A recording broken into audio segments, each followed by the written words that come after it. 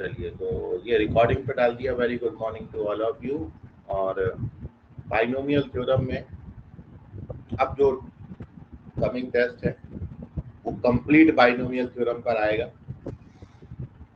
क्योंकि binomial theorem में अपन 30% syllabus binomial theorem का कर चुके हैं। कॉपी आप सभी बच्चा लोग कंप्लीट करें। Girish Indorkar, question number 6।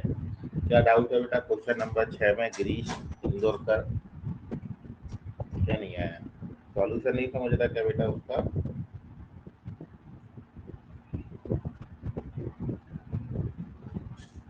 अच्छा, क्वेश्चन में सॉल्यूशन दिया नहीं है। It as follows from last from 3, it follows from third of last question. Okay, इसका सॉल्यूशन नहीं दिया तो गिरीश बोल रहा है कि सर 6 बता दो। बच्चा लोग भी बड़ा स्मार्ट है आजकल।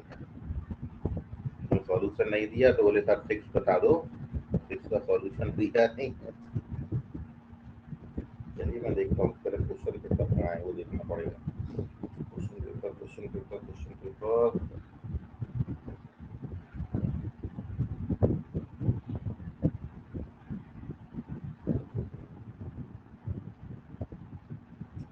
पेपर ही नहीं मिल रहा।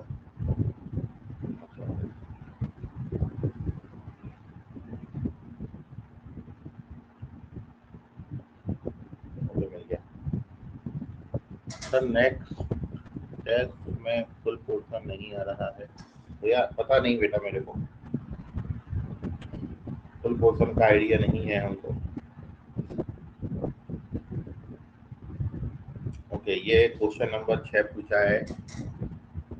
गिरीश इंदौरकर हैं, किस ब्रांच से हैं अता पता नहीं लिखा है इन्होंने, केवल नाम लिखा है इनका। और देखिए 6 क्वेश्चन है, 2 arithmetic mean, 2 geometric mean, 2 harmonic mean insert किए गए हैं 2 नंबर्स के बीच में। तो आपको बताना है इतना। सब बता चुका हूँ आपको, क्लास में ध्यान दिया होगा आपने। तो देखिए मैं बताता हूँ आपको। एक चीज तो बेटा आपको ये बताई है, ध्यान से देखिएगा यहाँ पर, कि जब आप 2 नंबर्स के बीच में, ए और बी के बीच में आपने 2 अरिथमेटिक मीन इंसर्ट किए हैं, इन दोनों अरिथमेटिक मीन को निकालने का फॉर्मूला भी आपको बताया है, और साथ में ये भी बताया है कि A1 + A2 A + B होता है। ये पहली बात। If we insert 2 arithmetic mean between 2 numbers, तो हमारे पास ये रिजल्ट। दूसरा रिजल्ट क्या है? यदि हम 2 नंबर्स के बीच में 2 ज्योमेट्रिक मीन इंसर्ट करते हैं, D1 और D2, तो आपको ये बताया है कि इन दोनों ज्योमेट्रिक मीन का जो प्रोडक्ट है वो इन नंबर्स के प्रोडक्ट के बराबर आता है। ये भी आप जानते हो। थर्ड और लास्ट रिजल्ट आपने ये पढ़ा है कि if we insert 2 harmonic means between 2 given numbers, यदि 2 हार्मोनिक मीन 2 नंबर्स के बीच में इंसर्ट करें, तो आप ये जानते हो 1/H1 और 1/H2 1/A + 1/B के बराबर। अब क्वेश्चन नंबर 6 में आप देखोगे, क्वेश्चन 6 में you have to find the value of H1 का इनवर्स + H2 का इनवर्स। इनवर्स का मतलब यही होता है, इसी को H1 इनवर्स और इसको ही H2 इनवर्स लिखेंगे। तो H1 इनवर्स + H2 इनवर्स आपने कितना निकाला है? 1/A + 1/B निकाला है। क्रॉस मल्टीप्लाई कर दीजिए, तो इसको A + B/AB लिखेंगे। A + B का वैल्यू आपको कितना दिया है? A1 + A2, और ये B का वैल्यू कितना है? D1 D2। खत्म हो गया, ये आंसर। तो this is the solution of question number 6। ये गिरीश इंदौरकर का क्वेश्चन था। गिरीश समझ गया हो तो हाँ ना लिख दे वहाँ पर। लास्ट ऑप्शन करेक्ट है, दिस इज ऑप्शन नंबर 4। ठीक है, डी की जगह बी बना है, लेकिन उसको अपन डी की कंसिडर करेंगे। तो option number 4 is the correct option. Girish बोलना है समझ गया। Mohammed Juhaib Syed, question number 19। तो क्वेश्चन नंबर 19 में डाउट है। 19 देख लेते बेटा वो अपन।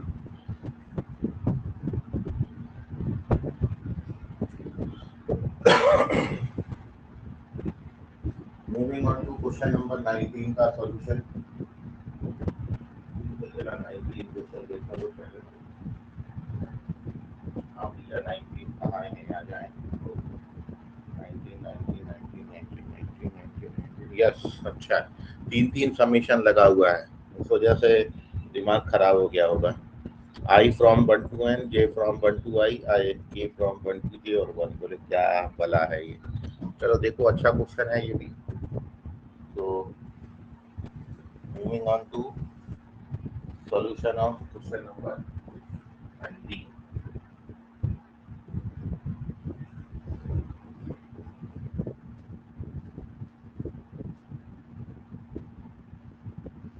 समीशन से घबराना नहीं, 3 लगा रखे हैं बस, और कुछ नहीं है। और जैसे अपन एक को सॉल्व करते वैसे 3 को सॉल्व करेंगे, तो घबराने का नहीं किसी भी स्टेज में। मेरा उद्देश्य केवल ये है कि हर टाइप का क्वेश्चन आप प्रैक्टिस कर ले, चाहे वो APPS के थ्रू मैं आपको दे दूं, चाहे पेपर में दे दूं। जो क्लास में कंप्लीट नहीं हो पाते, जो DPP में नहीं आ पाते, जो APPS में नहीं आते, कहीं ना कहीं टेस्ट के माध्यम से कवर कर दूं। कुल मिला के सब कुछ कवर होना चाहिए। तो क्वेश्चन नंबर 19 आपको क्या दिया है?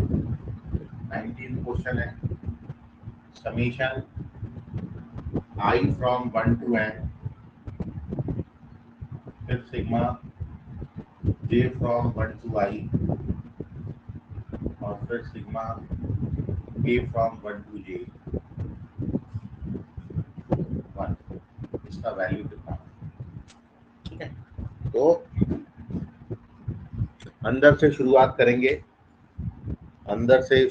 करेंगे, और सबसे पहले इसकी वैल्यू अपन लिखते हैं। इसका मतलब क्या हुआ?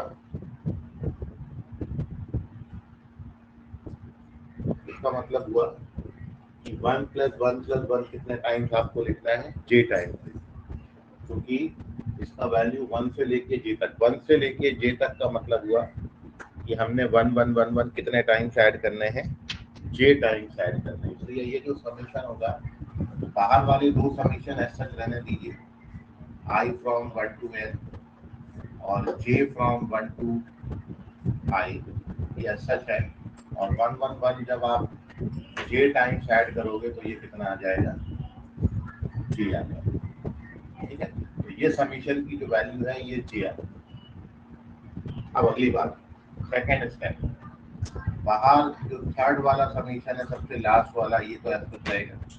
अब यहाँ पर अपन इसकी वैल्यू निकाल रहे हैं, तो अब इसमें J का वैल्यू 1 से लेके I तक डालोगे, मतलब J का वैल्यू पहले 1 डालोगे, फिर 2 डालोगे, फिर 3 डालोगे, और ये कहाँ तक जाएगा? I तक जाएगा। मतलब sum of first I natural number. तो you know that the formula की sum of first n natural number के लिए फॉर्मूला कितना होता है? n + 1/2। यहाँ कितने नेचुरल नंबर हैं? I, तो I + 1/2। अब ये 1/2 को बाहर रख दीजिए, summation I from 1 to n, इसको ओपन कर लीजिए, तो ये I² + I बनेगा। अब दोनों पे समीशन अप्लाई करिए, तो ये 1/2 सिग्मा I² बनेगा, प्लस ये 1/2 सिग्मा I बनेगा। यहाँ पर I का वैल्यू 1 से n, यहाँ पर I का वैल्यू 1 से। और अब वैल्यू डाल दीजिए, sum of square of first n natural number के लिए फॉर्मूला कितना होता है? It is n + 1 to n + 1/6। और यहाँ पर फॉर्मूला कितना होता है? यहाँ पर फॉर्मूला होता है n + 1/2। तो अब आप देखें, n + 1/12 हमने ले लिया है कॉमन, 6 × 12 हो गया ना। n + 1/12 हमने कॉमन, मतलब इतना पूरा उठा के हमने कॉमन लिया। यहाँ भी n + 1/12 बनाना है, नीचे 4 ही है, और एक 3 से मल्टीप्लाई कर देना और 3 से डिवाइड, है ना, तो ये हो जाएगा नीचे 12। तो ये n + 1/12 बाहर आ गया, बचा क्या अंदर? सर बचा है यहाँ पे 2n + 1 और यहाँ पे 3। ये कितना हो गया? ये 2n + 4 हो गया। ठीक है, 2n + 4 में 2 कॉमन ले लेना, तो this is the final answer, n + 1 n + 2/6। So this is the solution of this question। इस तरीके से अप्रोच करेंगे ये क्वेश्चन नंबर 19 का सॉल्यूशन है और लास्ट ऑप्शन पे। हाँ बोलिए, सर बोलो बोलो, सर 19 क्या बोले? सर हेलो 19 का हेलो ऑप्शन हेलो, सी राइट है ना? 19 प्रॉब्लम। सर 19 का सी ऑप्शन राइट है ना? नहीं नहीं, ये डी ऑप्शन आ रहा है बेटा, n+1 n+2/6, ये डी ऑप्शन है।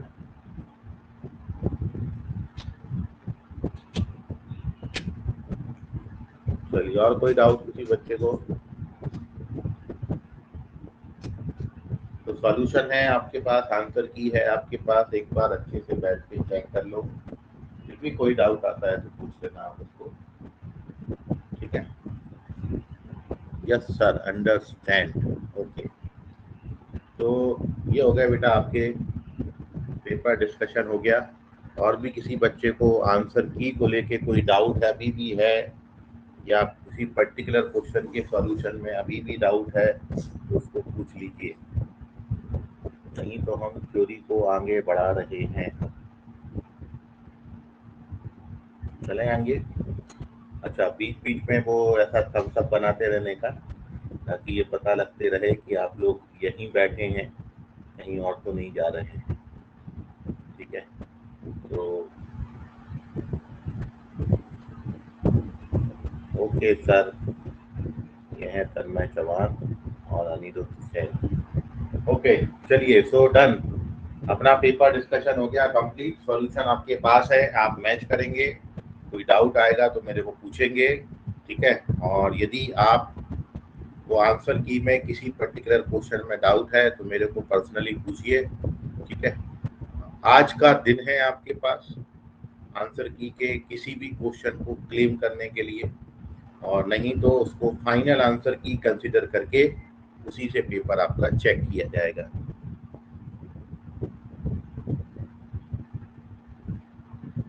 लैपटॉप में इमोजी मैं तो भेजता नहीं,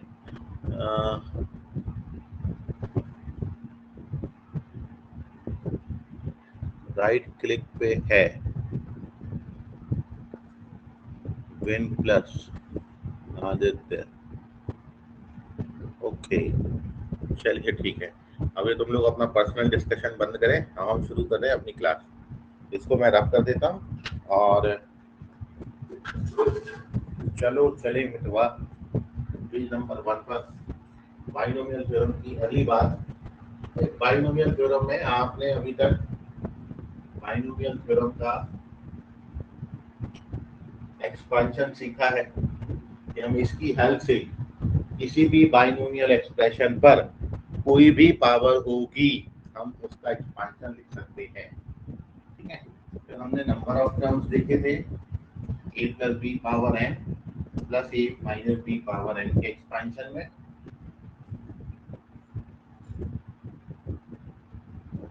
और इन पर हमने कुछ क्वेश्चन करे। और एक और आपको बताया था लास्ट क्लास में, जो आपको पढ़ाया था वो पढ़ाया था बेटा, if you have to find a particular term from the end, तो उसके लिए डायरेक्ट फॉर्मूला आपको दिया था। और साथ में हमने वहां पर डिस्कस किया था एक बहुत important result, NCR upon NCR -1 का वैल्यू कितना होता है, और साथ में दो रिजल्ट लिखाए थे कि x+1, x+2, x+3 up to x+n, ऐसे n फैक्टर का प्रोडक्ट है तो coefficient of x power n -1 कितना आता है ना? तो ये हमने कुछ रिजल्ट लास्ट क्लास में डिस्कस किए थे। सैटरडे की क्लास में आपका डाउट डिस्कशन था, और आज की क्लास में मैं एक नया टॉपिक आपके साथ इसी में डिस्कस कर रहा हूँ, और हम फिर से यहाँ पर नंबर ऑफ टर्म्स की बात कर रहे हैं। नंबर ऑफ टर्म्स, सर ये तो आप बता चुके हो, हाँ मैं नंबर ऑफ टर्म्स आपको बता चुका हूँ, लेकिन वो नंबर ऑफ टर्म्स आपने किसी और एक्सपांशन के लिए सीखे थे, आज मैं किसी और एक्सपांशन के लिए आपको बता रहा हूँ, ठीक है? आप हेडिंग देखिए, समझने की कोशिश करिए, बहुत इंपॉर्टेंट हेडिंग है भाई। ये है हमारी हेडिंग, दो पार्ट में डिवाइड कर देंगे, इधर आ जाते हैं। और पहली बात बेटा हमारी ये है कि number of terms in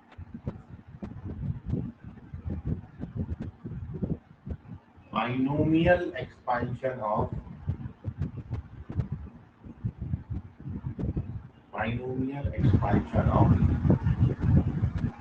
a plus b raised to the power n। आप बोलोगे सर ये तो बता चुके हो आप, कितना होता है बेटा, इंडेक्स जो लगा होता है उससे एक ज्यादा होता है, मतलब इसमें जो नंबर ऑफ टर्म्स होते हैं वो कितने होते हैं, n प्लस 1। और इस n प्लस 1 को मैं आपको याद रखने के लिए ऐसा याद करा रहा हूँ, n प्लस 1 c1, ऐसा याद रखिए, क्योंकि अपन जानते हैं यदि किसी भी नंबर का सफिक्स, ये c का सफिक्स यदि 1 है तो उसकी वैल्यू यही आती है जो ऊपर लिखी है, n प्लस 1।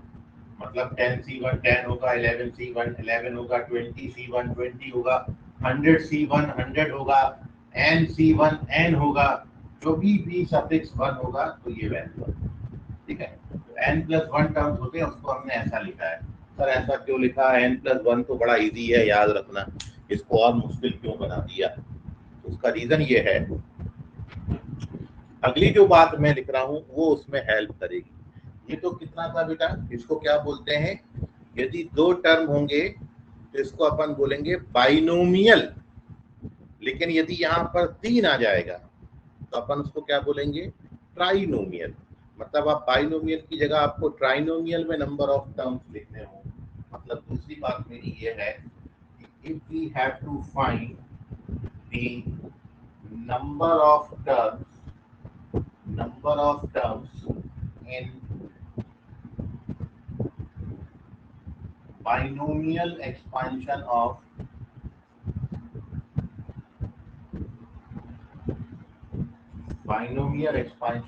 अपन की जगह ट्राइनोमियल ले रहे हैं, मतलब a plus B plus C power n ले रहे हैं। a plus B plus C जो हो गया बेटा 3 टर्म हो गए, ठीक है, ट्राइनोमियल बोलेंगे। अब इसके एक्सपांशन में आप इससे याद रखोगे, यदि यहाँ पर बाइनोमियल था 2 था तो यहाँ पर एक एक आया।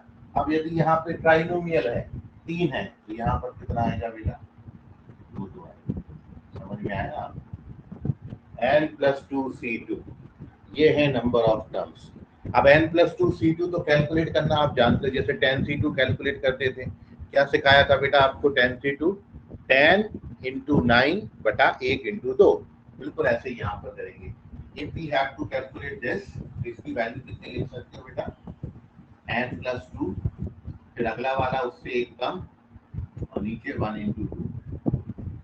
क्लियर हो गया, ये इसकी वैल्यू आएगी, अपन को इससे याद रखना है। ये हो गया किसके लिए नंबर ऑफ टर्म्स बेटा, ये आ गया ट्राइनोमियल के लिए। मतलब यदि आपको बेस में 3 टर्म दिया होगा तो ये फॉर्मूला लगा सकते हैं। सिमिलरली तीसरा और लास्ट बता रहा हूं, यदि आपको नंबर ऑफ टर्म्स इन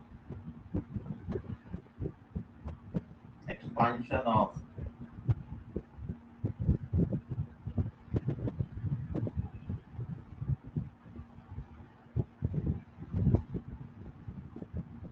क्या दिया है अब बेटा आपको, a plus B plus C plus D power n, कितने बेस में टर्म आ गए, 4 4 आ गए।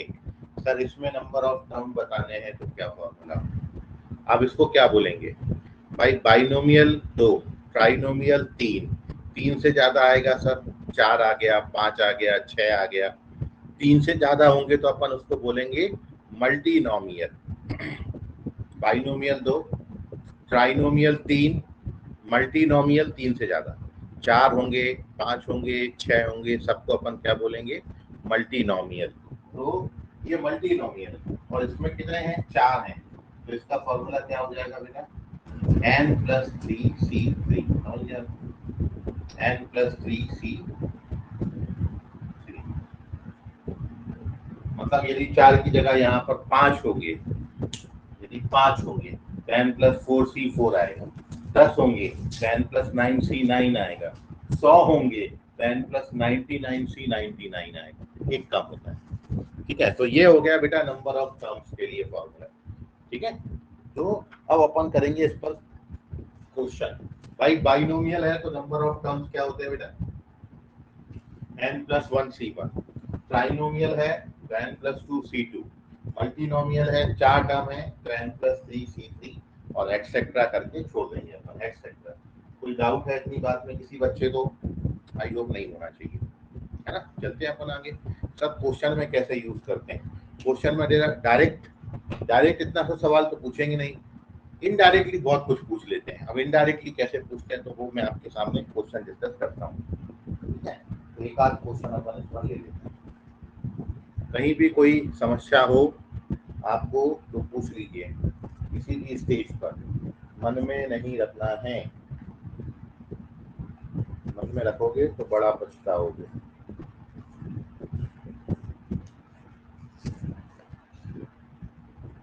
आ गया भैया, इस पे बेस्ड क्वेश्चन एक आधी क्वेश्चन ले लो बच्चों के लिए। चलें तो क्वेश्चन मिल गया मेरे को, अपन करते हैं क्वेश्चन। क्वेश्चन दिया बेटा, इस तरीके से क्वेश्चन उसमें पूछा जाता है। If the number of terms, question ये है, if number of terms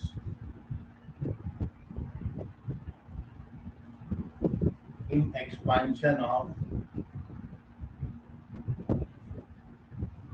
number of terms in expansion of x minus 2y plus 3z, x minus 2y plus 3z power n is 45, is 45। कौन है भाई? then n का value कितना होगा, then n कितना होगा भैया, ये है क्वेश्चन। इस तरीके से पूछते हैं। हमको दे रखा है, क्या दिया बेटा, सॉल्व कैसे करेंगे। क्या दिया है बेटा, सर हमको दिया है कि this is a trinomial. Trinomial है ना, 3 टर्म है बेस में, और अपन जानते हैं कि ट्राइनोमियल के लिए नंबर ऑफ टर्म्स कितना होता है बेटा, n+2 C2 होता है। और ये n+2 C2 हमको कितना दिया है, 45। हमको n निकालना था, ठीक है। अब ऑप्शन तो दिए नहीं है तो अपन इसका वैल्यू निकालना। भाई n+2 C2 का वैल्यू क्या होता है, यही होता है ना, हाँ सर यही होता है।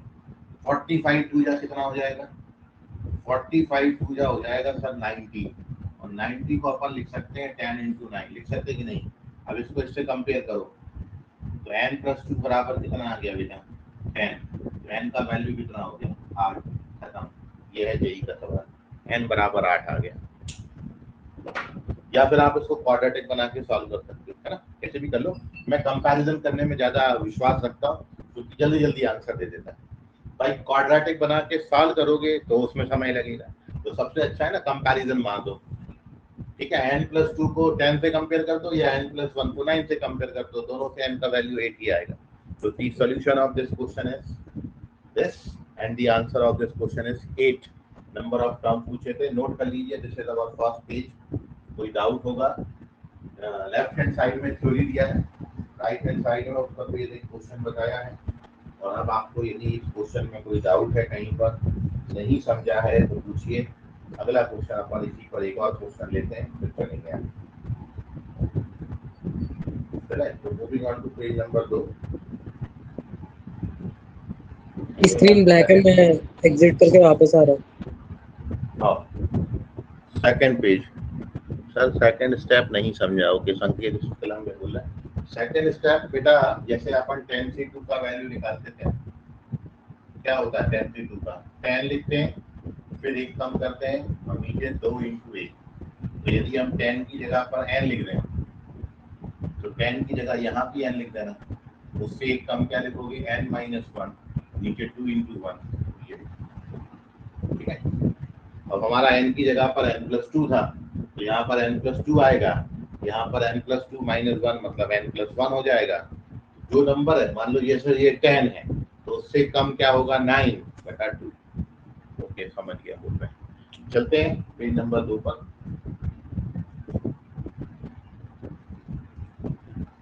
तो बिंदास पूछ लिया करो, पूछोगे नहीं तो गड़बड़ हो जाएगी। चलिए एक और क्वेश्चन आपके सामने रखता हूँ।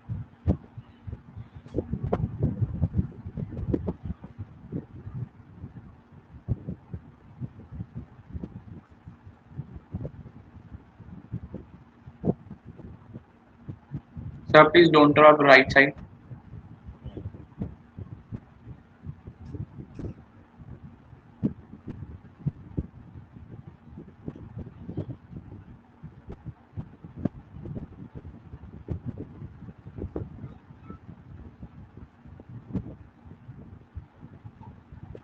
सेकंड क्वेश्चन देखिएगा, the number of terms in expansion of, सीधा क्वेश्चन पूछा है, the number of terms in expansion of,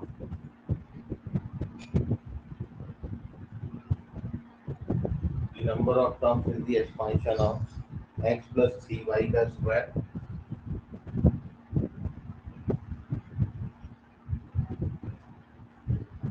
into 3x minus y का स्क्वायर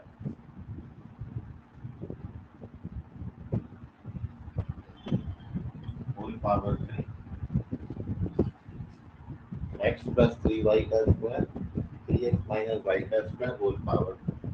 अब ये देखिए, ये क्वेश्चन ऐसा है, इसके एक्सपेंशन में नंबर ऑफ टर्म्स हमको निकालने हैं। We have to find the number of terms in this binomial expansion. क्या करेंगे? तो सबसे पहले तो इसको आपने क्या करना है कि अंदर जो नीचे है ना, लीनियर, सब सारे टर्म लीनियर होना चाहिए, सब पे एक का पावर होना चाहिए। लेकिन अब यहाँ पर भी 2 का पावर है, यहाँ पे भी 2 का पावर है, तो अपन सॉल्व करने के लिए बच्चा जी क्या करेंगे? सबसे पहले क्या करोगे सर? सबसे पहला ख्याल जो आपको आ रहा है वो ये आ रहा है कि सॉल्यूशन में ये जो सर 2 का पावर है, ये 2 का पावर है, इसको होल पावर लगा देते हैं। मतलब सर इसका पहला स्टेप ये हो जाएगा कि x प्लस 3y और 3x माइनस वाई, इसमें होल पावर 2 लगा दिया, ऑलरेडी 3 है, तो 2 3 का कितना हो जाएगा बेटा? 6। क्योंकि पावर पे पावर है तो पावर मल्टीप्लाई होता है, ठीक है ना? समझ गया? चलिए ओके। अब क्या करेंगे सर? इसको ओपन कर देंगे। When we open this bracket, so you get what? You get 3x square, फिर माइनस का xy, फिर प्लस का 9xy और माइनस का 3y स्क्वायर। ठीक है? अब इसको 4 मत काउंट करना कि सर ये तो 1 2 3 4 है, 4 नहीं है बेटा। कितने टर्म्स एडजस्ट हो सकते हैं ना? 3x स्क्वायर, एक्स स्क्वायर वाला और कोई टर्म है? नहीं है। ये जो एक्स वाई वाले टर्म है ना, ये 2 हैं, तो इनको 2 नहीं काउंट करेंगे, इनको 1 ही काउंट करेंगे। 9xy में एक्स वाई सब्ट्रैक्ट करोगे तो कितना बचेगा बेटा? 8xy बचेगा, और ये कितना है? माइनस का 3y स्क्वायर। समझ गया? Whole power 6। अब ये क्या हुआ सर? अब ये ट्राइनोमियल है, ट्राइनोमियल है ना, ऐसा है ना। अब इसमें नंबर ऑफ टर्म्स कितने होते हैं बेटा ट्राइनोमियल? तो ट्राइनोमियल में नंबर ऑफ टर्म्स आपको बताएं क्या होता है? एन, एन यहाँ पर 6 है, तो एन प्लस 2c2 मतलब कितना बेटा? 8c2। और 8c2 का वैल्यू कितना होता है बेटा? 8 इंटू 7/2। इसको कैलकुलेट करोगे तो कितना आएगा? 28। इस क्वेश्चन का आंसर है 28। आई होप समझ गया होगा, नोट कर लीजिए। This is the solution of second question. If you have any doubt, you face any difficulty, तो आप उसको पूछ लीजिए।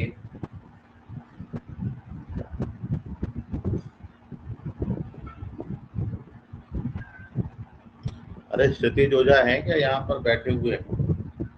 ओझा जी कहाँ पर बोलो है? ना। पूरा मार्क्स आ रहा है कल के टेस्ट। आ जाएंगे। अच्छा सर, थोड़ा सा सिली मिस्टेक हो गई। क्या देख दो इसमें। आप आज ब्रांच पे आएंगे ना मानकापुर, वहाँ पे बता दो। ठीक है ना, डंडा लेके आऊं फिर मैं आज? सर गलती से हो गया, ठीक है, अगले में नहीं। ठीक। सर क्वेश्चन 2 में फॉर्मूला मॉडिफाई करके आंसर निकाल सकते हैं। फॉर्मूला मॉडिफाई मतलब समझा नहीं, क्या बोल रहे हैं संकेत? क्वेश्चन नंबर 2 में फॉर्मूला मॉडिफाई ये जो एक्सप्रेशन है ना, इसमें ऐसा, इसके लिए अपन ने कोई फॉर्मूला, ट्राइनोमियल का मतलब क्या हुआ, देखिए ये मल्टीनोमियल काउंट नहीं हो। जैसे आप पढ़ते हो ना बेटा जी, आप पढ़ते हो कि ए प्लस बी का होल स्क्वायर क्या होता है, ए प्लस बी का होल स्क्वायर क्या होता है। तो एक्चुअली ए प्लस बी का होल स्क्वायर, वो ए प्लस बी का होल स्क्वायर एक्चुअली बना कैसे है सर, वो बना ऐसे है कि अपन इसको मल्टीप्लाई करें। ए प्लस बी का होल स्क्वायर का मीनिंग ये हुआ कि हम ए प्लस बी को 2 बार मल्टीप्लाई कर रहे हैं ना, ये हुआ। जब आप इसको मल्टीप्लाई करोगे एक्चुअली क्या होता है, ए से ए मल्टीप्लाई हो गया तो ए स्क्वायर, फिर ए से बी मल्टीप्लाई होगा तो ए बी, फिर बी ए होगा और फिर बी स्क्वायर। तो अपन तो जानते हैं कि सर 2 का इंडेक्स है तो 3 टर्म्स आएंगे, यही पढ़ा है आपको। लेकिन आप जब ऐसे मल्टीप्लाई करो तो आप बोले 4 टर्म है, तो 4 टर्म नहीं काउंट करेंगे। इसमें जो सिमिलर टर्म्स है ना, ए बी और बी ए, ये सिमिलर टर्म्स हैं, एक जैसे दिखने वाले टर्म, इनको अलग अलग 2 काउंट नहीं किया जाता है। तो इनको अपन जब अरेंज करेंगे तो ऐसा लिखेंगे 2ab प्लस बी। तो एक्चुअली अब ये और ज्यादा सिंप्लीफाई नहीं होते, तो अब ये 3 टर्म्स हैं यहाँ पर, तो इसलिए इनको 4 नहीं काउंट करते हैं। तो सिमिलरली यहाँ पर भी है, एक्स वाई वाले 2 टर्म्स थे, दोनों की ओवरऑल वैल्यूज को हमने ऐड करके, ठीक है। तो कभी भी टर्म्स का रिपीटिशन नहीं होना चाहिए। जैसे यहाँ पर और कोई एक्स स्क्वायर वाला टर्म नहीं आ रहा, एक ही टर्म है, वाई स्क्वायर वाला और कोई टर्म नहीं है, लेकिन एक्स वाई वाले 2 टर्म्स आ रहे हैं, तो इनको आप एडजस्ट करो पहले, फिर बाद में उसको मल्टीनोमियल नहीं लगाएंगे। सर लास्ट स्टेप नहीं समझा सर, लास्ट स्टेप नहीं समझा बेटा। यहाँ पर आपको फॉर्मूला बताया है कि ये कितना है बेटा, ये ट्राइनोमियल है ना, ट्राइनोमियल है ना ये। तो यदि ट्राइनोमियल है बेटा, तो ट्राइनोमियल के लिए अपन ने क्या फॉर्मूला पढ़ा था कि यदि a plus B plus C और उसके पावर n का है, a plus B plus C power n है, तो अपन ने इसके लिए फॉर्मूला क्या पढ़ा है, नंबर ऑफ टर्म्स के लिए। तो इसके लिए नंबर ऑफ टर्म्स होते हैं, एक एक कम करना होता है, नंबर ऑफ टर्म्स होते हैं n प्लस 2c2 होते हैं, ठीक है, n प्लस 2c2 होते हैं। अब आपको ट्राइनोमियल दिया है और यहाँ पर जो है ना ट्राइनोमियल, ये है a, ये है b, ये है c, और n की जगह पर 6 दिया है। तो यदि हम वो एक्सपांशन ले लें और इसमें n की जगह पर 6 लिखते हैं, तो यहाँ भी आप n की जगह पर 6 लिखोगे तो क्या बनेगा बेटा, ये 6 प्लस 2c2 बनेगा, मतलब क्या बनेगा 8c2। और 8c2 को आप कैलकुलेट करोगे, एक एक कम करके 2 बार लिखेंगे और नीचे 2 इंटू 1, ठीक है, तो 2 इंटू 1, सॉरी 2 इंटू 1। और अब ये कैंसिल हो जाएगा, 2 4 जा 7, 2 4 जा 8 और 7 4 जा 28 होता है। तो दिस इज दी सॉल्यूशन 20। अभी समझ गया बेटा? Yes, sir. और किसी बच्चे को कोई डाउट है कैलकुलेशन में, पूछ लीजिए। ये छोटी मोटी तकलीफें यही जो है, ये आपको इम्प्रूव करनी है भाई। मैथ्स जो मैं आपको समझा रहा हूँ वो तो आपको समझेगा ही, आप इतने पैदल नहीं हो दिमाग से, वो समझता है, ठीक है। आपको क्वेश्चन करना भी जमता है कि क्वेश्चन अप्रोच कैसे करेंगे, लेकिन फर्स्ट ही कहानी कहाँ है, कैलकुलेशन में। तो अपन ने अपनी कैलकुलेशन इम्प्रूव करनी है ना, ये सब समझ गया अपन को, लेकिन यहाँ पर आके अपना जो कैलकुलेशन वाला पार्ट है वो अपन ने बस स्ट्रॉन्ग करना है। अब उसको में आप जितना प्रैक्टिस करोगे उतना इम्प्रूव होगा। आपके घर में छोटे भाई बहन हो, ठीक है, मोहल्ले पड़ोस में कोई नीडी हो, आप उनको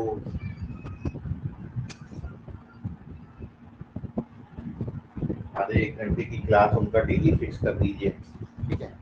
तो क्या है कि डिस्कशन से बहुत कुछ सीखने को मिलता है, आपकी भी कैलकुलेशन इम्प्रूव होगी, उसका भी भला हो जाएगा।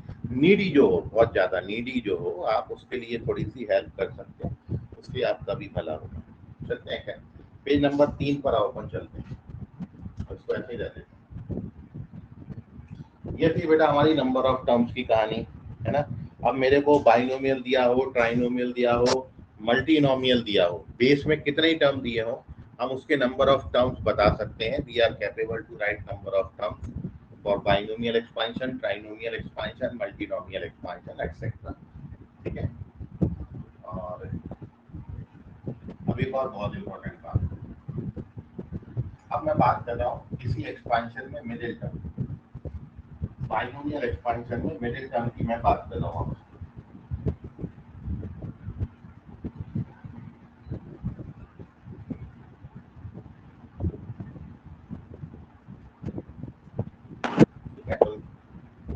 नेक्स्ट हेडिंग डालेंगे मिडिल टर्म, नेक्स्ट हेडिंग डालेंगे मिडिल टर्म।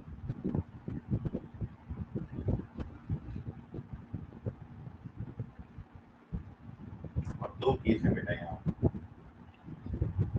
हम मिडिल टर्म किसमें फाइंड कर रहे हैं? We have to find middle term in the binomial expansion of, इसका पूरा हेडिंग डाल लेते हैं, middle term in binomial expansion of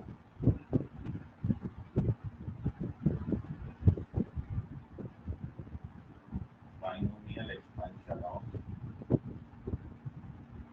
एक मिनट वेट करें,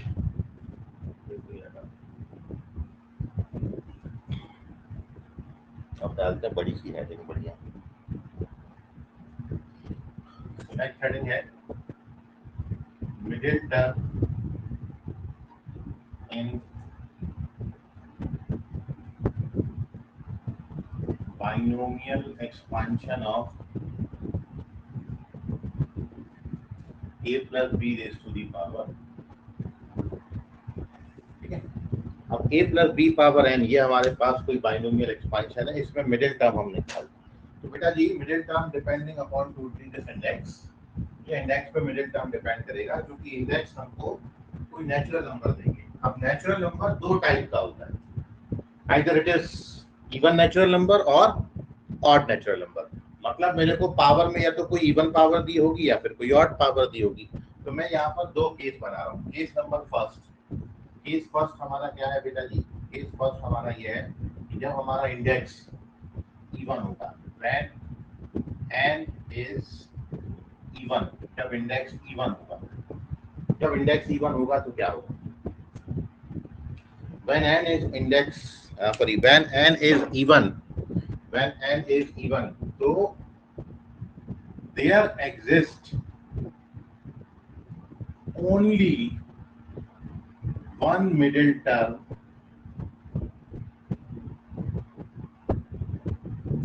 which is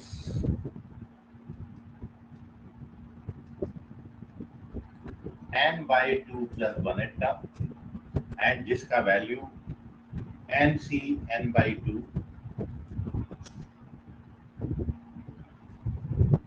फर्स्ट टर्म का पावर n by 2 और सेकेंड टर्म का पावर n by 2। जो आपने बेटा जी यहाँ पे सीखना है वो ये होता है कि हर जगह आधा आधा आधा कर दो, हाँ सब जगह आधा मार दो। जैसे ही आप आधा करोगे वैसे यू गेट द आंसर। यदि इंडेक्स इवन है तो एक ही मिडिल टर्म होगा और वो मिडिल टर्म की वैल्यू, पोजीशन ये होती है, पोजीशन ये होती है और वैल्यू ये आती है। एक आधी एग्जांपल मैं आपको समझाता हूँ तो आपको थोड़ा और क्लियर हो जाए। जैसे फॉर एग्जांपल क्वेश्चन आपको कैसा है? फॉर एग्जांपल क्वेश्चन है find middle term, find middle term in expansion of, जैसे मैंने आपसे दिया a plus b power 8, a plus b power 8 में मिडिल टर्म बताओ, तो अब आप कैसे अप्रोच करोगे?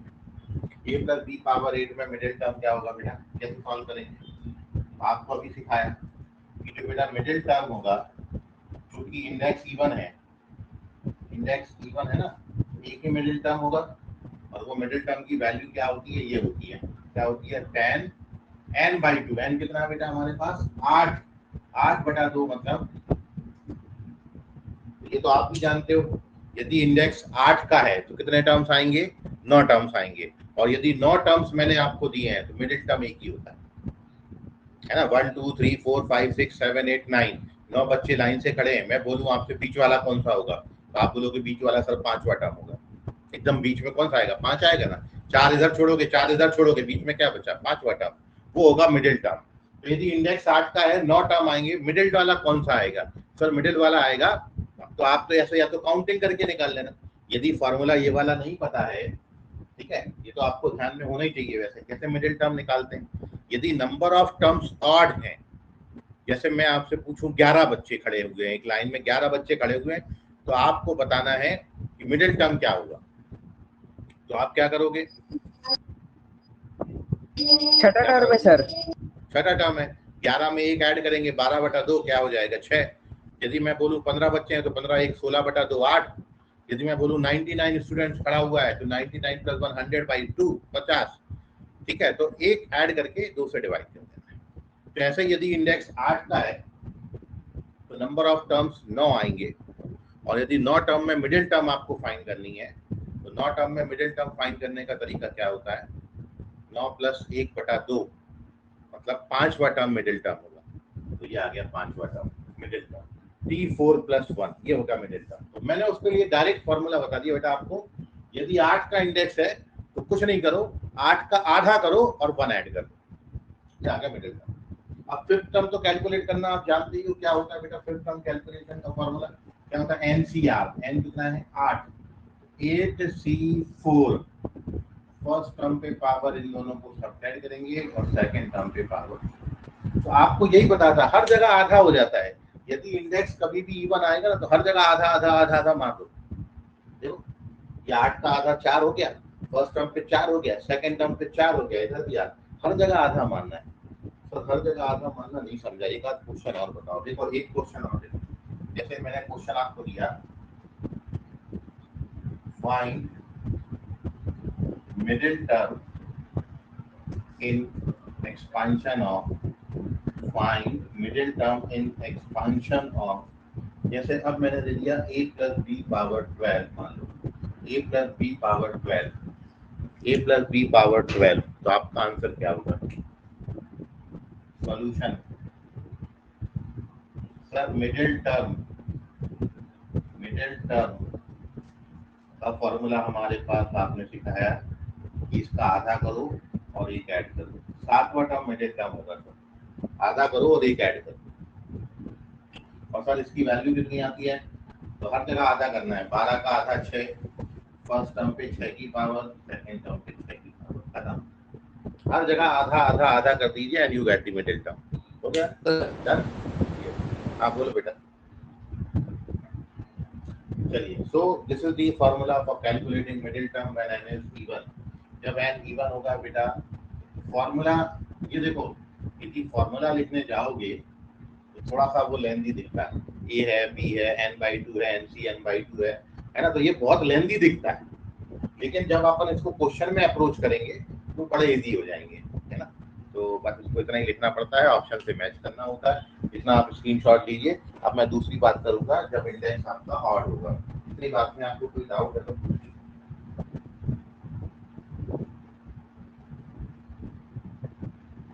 सर और ये होगा क्या आप ये टेस्ट एक शॉर्ट में रिवाइज करा सकते? मेरा नेटवर्क इशू हो गया था, मैं कर नहीं पाया।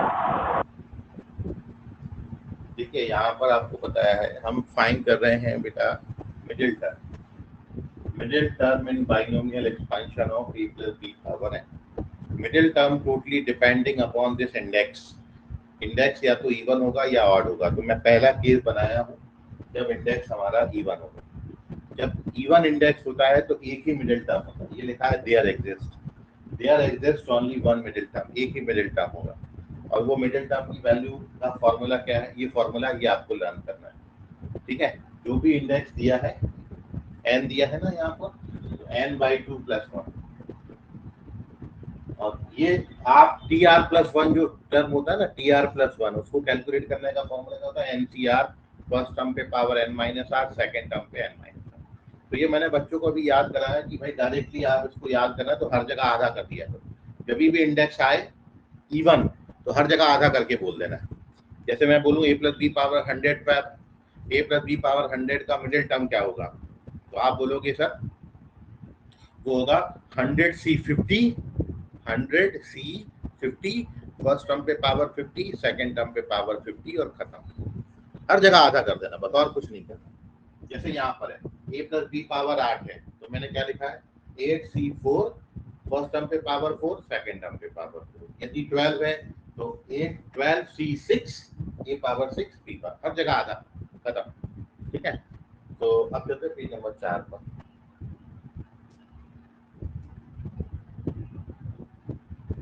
पेज नंबर 4 में केस सेकंड है कि जब हमारा इंडेक्स इवन की जगह पर क्या होगा, ऑड होगा। तो there exist there exist two middle terms. यदि इंडेक्स ऑड होता है ना बेटा तो दो मिडिल टर्म होता है, इंडेक्स ऑड होता है तो दो मिडिल टर्म। अब उसके लिए भी फॉर्मूला बता देता हूं।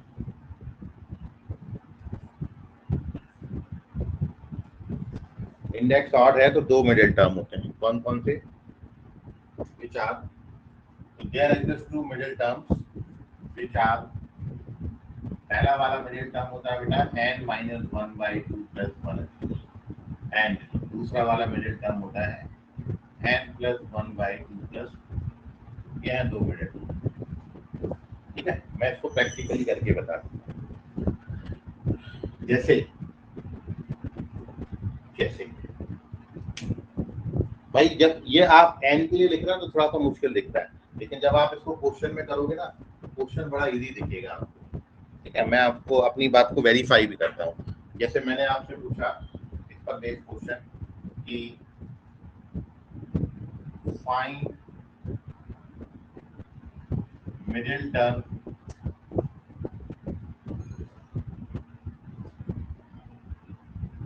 इन expansion of a plus b power 7। Odd आ गया इंडेक्स, अब ऑड आ गया तो कौन सी थ्योरी लगेगी? ये वाली थ्योरी लगेगी। तो आपको बताया सॉल्यूशन में क्या करोगे बेटा जी, आप पहला मिडिल टर्म क्या होगा? दो मिडिल टर्म होंगे। अब n यदि ऑड है तो दो मिडिल टर्म होगा। तो पहला मिडिल टर्म क्या होगा? First middle term, first middle term क्या लिखा है बेटा आपको फॉर्मूला? n कितना है हमारा? 7। तो 7 माइनस, पूरे लिखता हूँ, 7 माइनस 1/2 प्लस 1 मतलब क्या होगा बेटा? 3 plus 1, fourth term middle term आएगा। अब भाई ये तो कैलकुलेट करना आप जानते हो क्या होता है बेटा? ये सर ये होता है 7c3 और फर्स्ट टर्म पे पावर 7 माइनस 3 मतलब 4 और सेकेंड टर्म पे पावर 3। और दूसरा मिडिल टर्म क्या होगा? When we have to write the second middle term, जब हमको सेकेंड मिडिल टर्म लिखना होगा,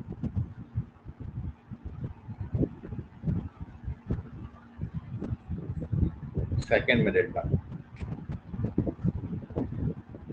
देखिए क्वेश्चन में कितना इजी हो जाता है। जब आप ऐसा फॉर्मूला पढ़ते हो तो थोड़ा सा वो बड़ा बड़ा दिखता है।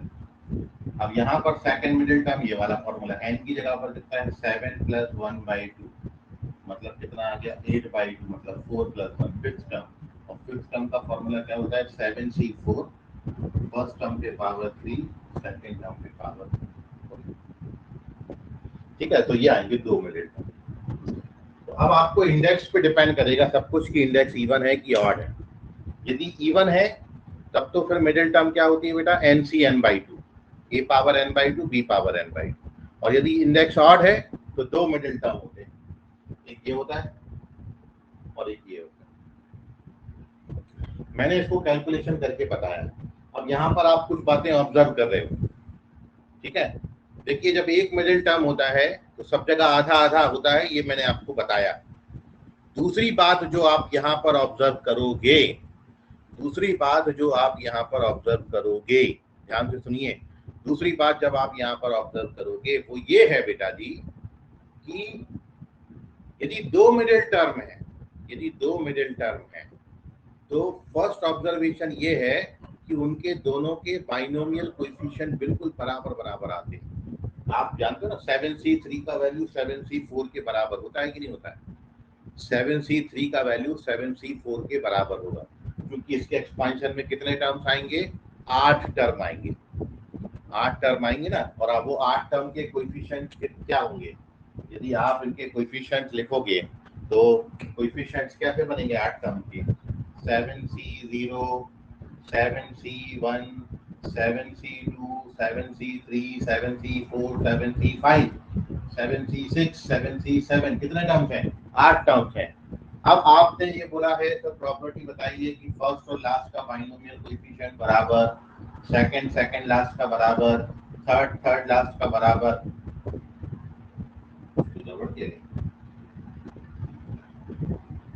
छूट गया 7c2 छूट गया भाई। तो 7c2, 7c5 और ये दोनों यार ये बराबर, 7C3 और 7C4 का वैल्यू बराबर बराबर है। तो ये ऑब्जर्वेशन है कि जब जब दो मिडिल टर्म होंगे तो दोनों के बाइनोमियल कोएफिशिएंट बिल्कुल बराबर है। और दूसरी ऑब्जर्वेशन क्या है, ए और बी पे पावर इंटरचेंज हो जाती है। जो ए पे पावर थी वो बी पे लग गई, जो बी पे पावर थी वो ए पे। ए और बी पे पावर इंटरचेंज होता है। यहाँ 4 का यहाँ 3 का है, अगले मिडिल टर्म में यहाँ 3 का हो जाएगा, यहाँ 4 का। मतलब कहने का ये है कि if you get the one middle term तो दूसरा वाला आप लिख सकते हो। एक्सक्यूज मी सर, बोलिए सर आप रिपीट कर सकते हो क्या? थोड़ा मेरा नेटवर्क का इशू था इसलिए मुझे कुछ समझा नहीं सर। रिपीट ही कर रहा हूँ, चलो एक बार और देख लेते। ठीक है, तो इसमें मैंने जो आपको बताया कि यदि इंडेक्स ऑड होगा, इफ इंडेक्स इज ऑड, यदि इंडेक्स ऑड होगा तो दो मिडिल टर्म होंगे, दो मिडिल टर्म। ये आपको लर्न करना है। मिडिल टर्म के लिए फॉर्मूले हैं ये n-1/2 + 1। जब इवन होता था तो क्या बताते थे, n/2 + 1। ठीक है, याद रखने का तरीका बता रहा हूँ। इवन के लिए क्या, n/2 + 1। अब ऑड हो गया तो ऑड के लिए दो होंगे, n/2 + 1 मिडिल टर्म है। कब, इवन के लिए। जब ऑड है तो दो हो गए, तो n-1/2 + 1 और n + 1/2 + 1। ठीक है, ऐसे आप याद रख सकते हो। मतलब जब इंडेक्स आपका इवन है तो n/2 + 1, जब इंडेक्स ऑड है तो इससे एक कम, n-1/2 + 1, इससे एक ज्यादा, n + 1/2। समझ गए? ऐसे याद रख सकते हो, कभी कंफ्यूजन नहीं होगा। और फिर आपको ये बात नोट में याद रखनी है, क्या, जो मैंने अभी आपको बताया। अब मैं इसमें एक नोट लिखा रहा हूँ, बहुत इंपॉर्टेंट नोट, ध्यान से समझिएगा। फिर एक आधी क्वेश्चन अपन और इस पे करेंगे तो आपको ध्यान। चलो एक क्वेश्चन और कर लेते हैं, नोट अगले पेज पे डाल दो। ठीक है, कुछ बच्चों को रिवीजन चाहिए तो इसको एक क्वेश्चन और कर लेते हैं। जैसे आपसे पूछा कि find middle term in expansion of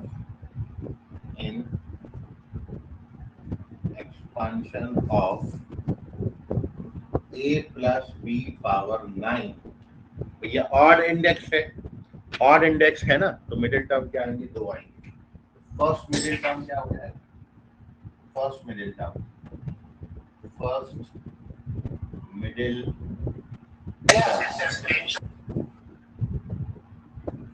term क्या होगा बेटा, यहाँ पर n की जगह पर कितना लिखेंगे, 9 लिखेंगे, है ना। ये वाला फॉर्मूला n की जगह 9 लिखोगे तो क्या बनेगा बेटा, 9 - 1/2 + 1, मतलब क्या हो जाएगा ये, 8/2, मतलब 4 + 1, मतलब फिफ्थ टर्म। उसकी वैल्यू भी लिख रहा हूँ, NC4। फर्स्ट टर्म पे पावर कितना आएगा बेटा, 5, और सेकंड टर्म पे पावर कितना आएगा, ये फर्स्ट मिडिल टर्म है। और सेकंड मिडिल टर्म क्या आएगा, सेकंड मिडिल टर्म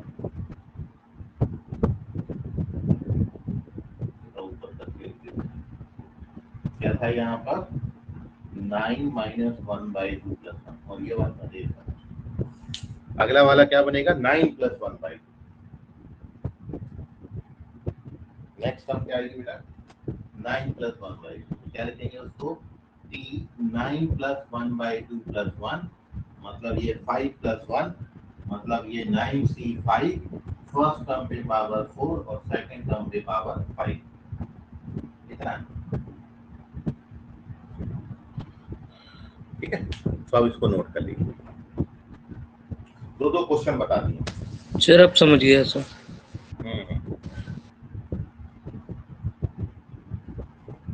तो इसका स्क्रीनशॉट लेते हैं अपना। तो बहुत सिंपल है, फॉर्मूले बस याद रखना कि यदि मिडिल टर्म है, सॉरी इंडेक्स इवन है तो एक मिडिल टर्म है, इंडेक्स ऑड है तो दो मिडिल टर्म है। और उनको भी याद रखने का बहुत आसान है, याद रखने के तरीके बस याद रखो। मतलब कुछ ऐसे तरीके डेवलप कर लेना कि अपन को फाइनल एग्जाम तक ये याद रह जाए। तो जो मैं जिस तरीके से याद रखा कि भैया एक मिडिल टर्म होगा तो n/2 + 1, दो मिडिल टर्म होंगे तो n - 1/2 + 1 और n + 1/2।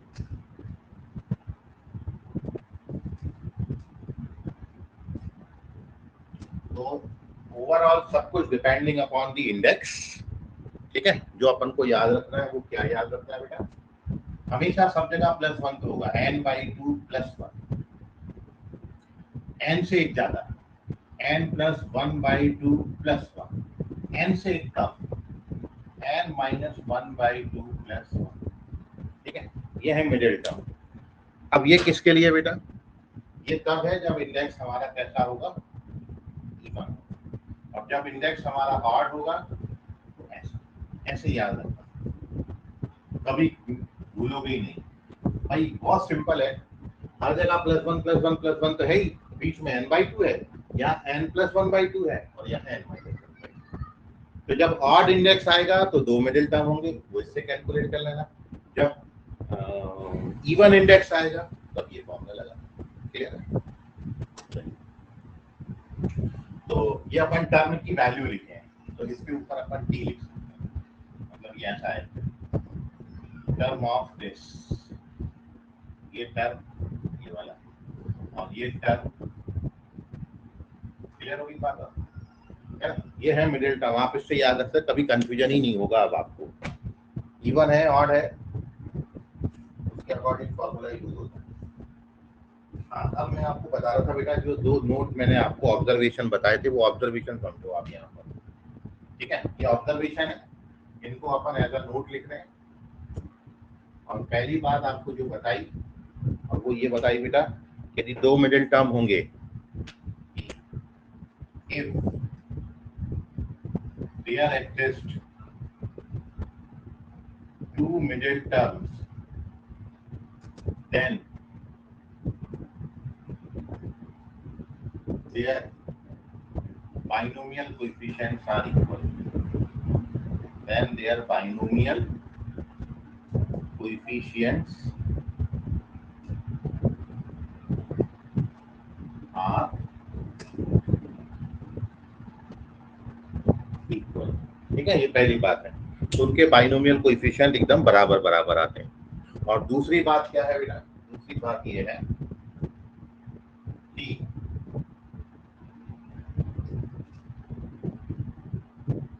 Middle term has greatest binomial coefficient, greatest binomial coefficient। जो मिडिल टर्म होता है, मिडिल टर्म का कोएफिशिएंट ग्रेटेस्ट का मतलब क्या होता है, सबसे बड़ा, सबसे बड़ा बाइनोमियल कोएफिशिएंट, मतलब सबसे बड़ी जो वैल्यू आएंगी वो हमेशा मिडिल टर्म की आती हैं। पता है ना आपको कैसे सर, आपने पास्कल ट्रायंगल याद करो, पास्कल ट्रायंगल में जब 1 का इंडेक्स था तो 1 1 बनाया, जब 2 का इंडेक्स था तो 1 2 1 बनाया। 3 टर्म है तो मिडिल टर्म एक ही होगा और उसकी सबसे बड़ी वैल्यू आ रही है। अब यदि मैं पास्कल ट्रायंगल में 1 3 3 1 की बात करूं, मिडिल टर्म ही तो सबसे बड़े आ रहे हैं, यही तो बोल रहा हूँ। और फिर 1 4 6 4 1, यहाँ पर क्या आया, 6 आया, सबसे बड़ा 6 है। तो हमेशा ये जो लिखा हुआ है इसका मतलब ये है कि middle term has the binomial, greatest binomial, सबसे बड़ा बाइनोमियल कोएफिशिएंट का वैल्यू किसका आता है, मिडिल टर्म का। क्योंकि अपन ने इन्हीं को किससे रिप्लेस किया था आगे चल के, इन्हीं को तो अपन ने बोला था बाइनोमियल कोएफिशिएंट, बोला था कि नहीं बोला था।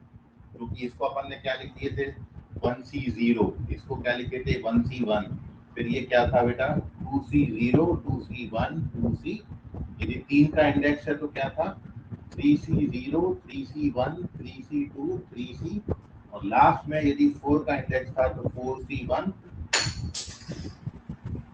4C2 4C3 और 4C4, यही बना है। तो आपको बोला कि यहाँ पर तो दो मिडिल टर्म है और दोनों की वैल्यू बराबर भी आ रही है, तो पहला रिजल्ट भी शो होते जा रहा है।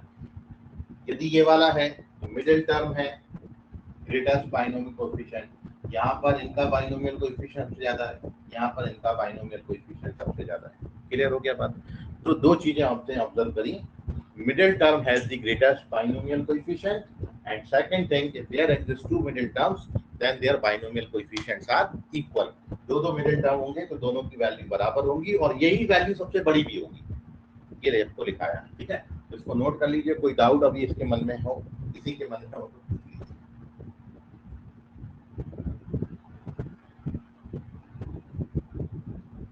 तो कोई डाउट नहीं है? Very good. एक चीज की ये था पेज नंबर 5।